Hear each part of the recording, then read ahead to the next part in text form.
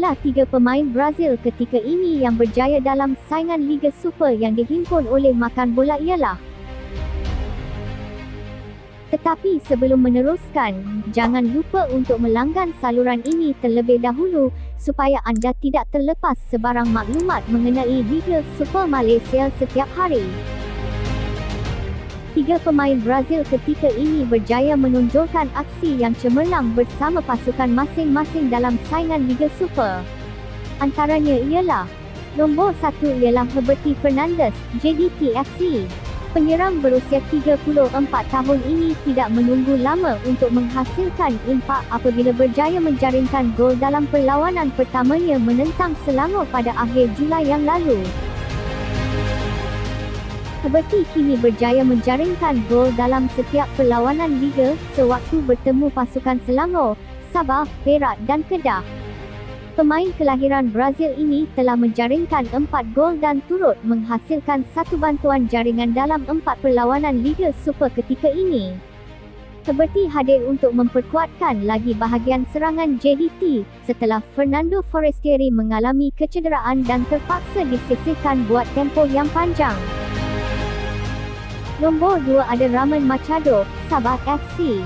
Ramon menjadi ayam tambatan Sabah dalam kemenangan 3-1 ke atas Negeri Sembilan setelah berjaya menjaringkan 2 gol dalam perlawanan tersebut.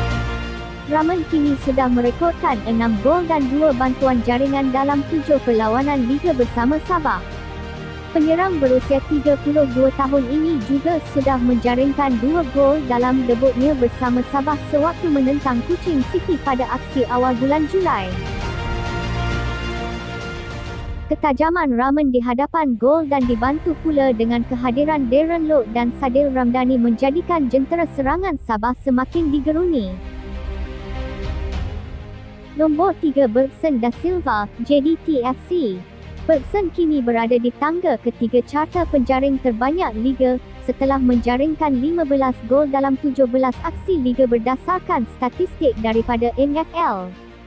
Malah dalam 5 aksi terakhir JDT di Liga Super, Bergson sentiasa terlibat dalam gerakan menghasilkan gol apabila menyumbang 6 gol dan 3 bantuan jaringan.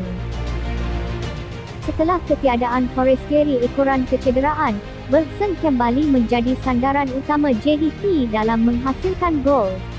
Malah Bergson juga cepat mencari keserasian bersama Roberto dalam mengetuai jentera serangan JDT walaupun Roberto baru sahaja menyertai kelab tersebut.